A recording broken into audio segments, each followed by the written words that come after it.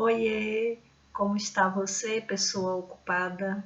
Fátima Araújo, canal Agir Consciente, para mais uma transmissão. Essa é a segunda daquelas 3 que eu falei, que são dicas para aumentar a autoconfiança, a confiança em si mesmo. Se esse assunto já começou chamando a sua atenção, que tal já compartilhá-lo com mais pessoas? E se você ainda não está inscrito neste canal, se inscreve, ativa as notificações, salva e deixa fácil para ver mais vezes. Se você está ouvindo, comente também, se você está vendo a transmissão, se você está apenas ouvindo, dependendo do canal onde você tem acesso a esse conteúdo. Ok, você, assim como eu, já se viu diante daquele desejo assim, nem aqui tá bom, deixa quieto, para que mudar? Para que sair desse lugar? Nesse lugar eu tenho segurança. Sair daqui é correr risco e nem sempre esses riscos são calculados. Por acaso, alguém que você conheça já passou por isso? Não precisa ser você, nem quem esteja dentro de você. Pode ser que nem aconteça no seu país, mas você já se viu diante disso ou de alguém que prefere ficar onde está do que precisar correr risco, mudar, até porque mudança dói, só que não mudar dói mais ainda. Ok, então é sobre isso a conversa de hoje. Permanece aí, fica firme na cadeira, afirma bem os pés no chão e vamos lá. São 2 dicas. Numa conversa anterior sobre esse assunto eu já deixei 2 dicas, uma para você evitar e a outra para você promover. Aqui também é da mesma forma. É uma conversa rápida e eu te garanto que vale a pena sim, pessoa, parar para refletir um pouco sobre questões aparentemente banais, desnecessárias, porém que fazem a diferença. Porque, olha, deixa quieto onde está, é tão seguro, né? Tão mais tranquilo, menos arriscado. Mas será que é isso mesmo que a vida espera de você e de mim? Então, a primeira dica para você e eu aumentar a autoconfiança é evitar a zona de conforto. E é interessante que, na verdade, a zona de conforto, ela precisaria mais ser chamada, era de zona de desconforto. Como assim, Fátima Araújo? Por que isso? É, exatamente. Zona de desconforto. Porque estar na zona de conforto é desconfortável para o desenvolvimento da sua autoconfiança, da sua confiança própria, confiança em si mesmo. Ah, é? Então é assim? Pois é, exatamente isso. Porque se você permanecer na sua zona de conforto, você vai reforçar a sensação de que você não é capaz. Ah, dá exemplo aí, Fátima Araújo, para clarificar melhor. Então vamos lá. Digamos que você seja uma pessoa, e eu sei que você é muitíssimo ocupada, que você seja, por exemplo, uma empreendedora digital, uma prestadora de serviço, uma palestrante, você faz muitas coisas sempre ao mesmo tempo. Você está sempre buscando novos contratos e tal.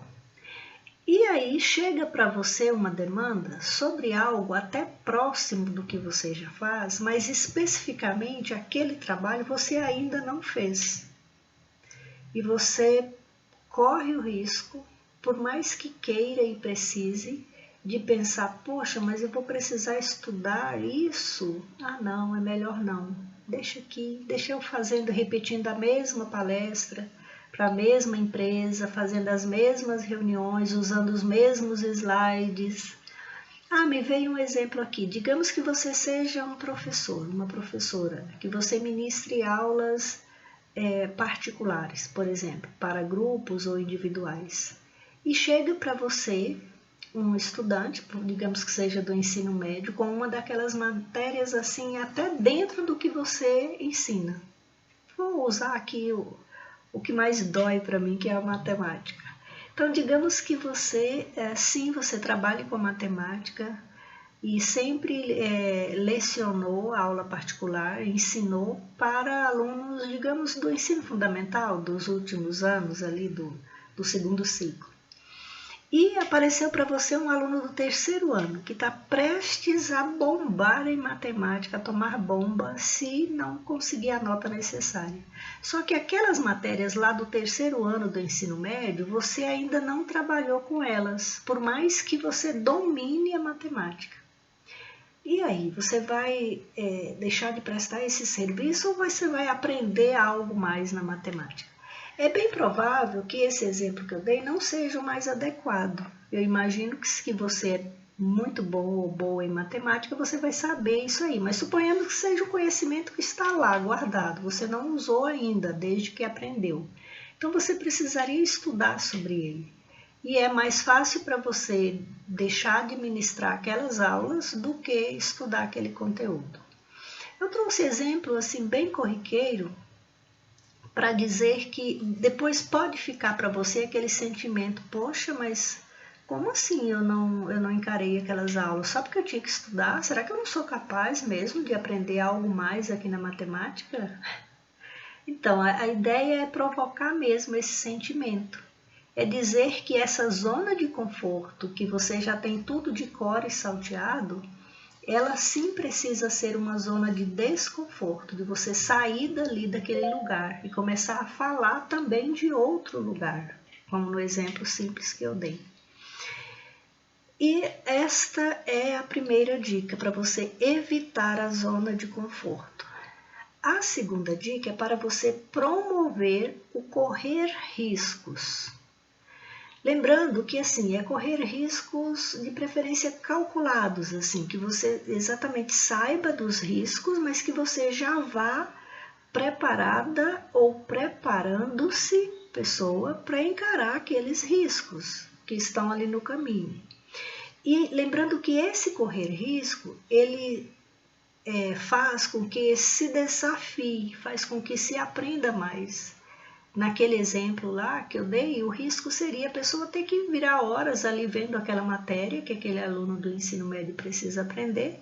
Por outro lado, ficaria acesa para ele essa chama da capacidade. Sim, aprendi rápido, no início de noite eu já sei essa matéria porque eu já tinha um conhecimento prévio sobre ela, percebe? Então, correr risco é a melhor forma de perceber-se capaz. Acabei de falar isso com outras palavras aí no exemplo. Então, nesse caso aqui, desistir não é uma opção, certo?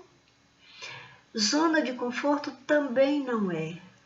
Zona de conforto é, na verdade, uma zona de desconforto. É um lugar que você e eu até podemos estar nele, mas apenas estar de passagem. Bora alçar novos voos e buscar novas experiências, novos aprendizados, ainda que correndo riscos. Porque são esses riscos de não saber, de receber um não. Veja bem, um não já tem, inclusive da vida. Vamos então atrás do sim. E aí, nesse sentido, eu lembro de uma experiência que eu tive lá no início dos anos 2000, início, metade ali, um pouco depois da metade dos anos 2000, me parece.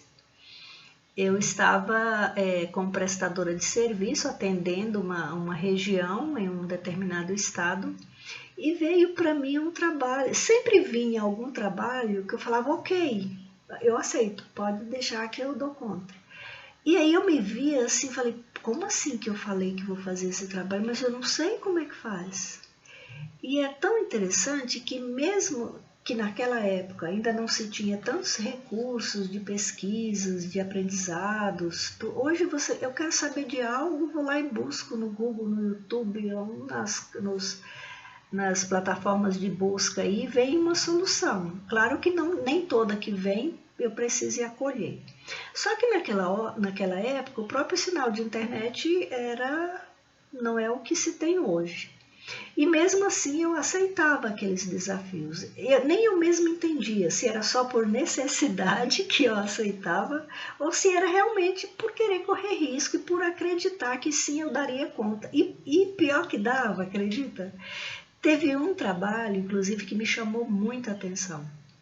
Era um trabalho assim, de desenvolvimento de comunidades e num dado momento, dentre muitas coisas, capacitações, visitas técnicas, etc., reuniões presenciais e tal, se fez necessária uma pesquisa com comerciantes e produtores. Uma vertente entrevistava os comerciantes e a outra os pequenos produtores, os trabalhadores rurais.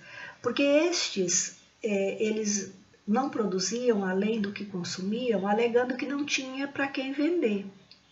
O comerciante comprava dos viajantes, dos vendedores de fora, porque não encontrava o produto ali no município, na região, no caso, eram vários municípios. E aí eu fui fazendo aí esse link entre as duas situações e bolando ali um formulário de pesquisa, tudo muito elementar, bem simples assim.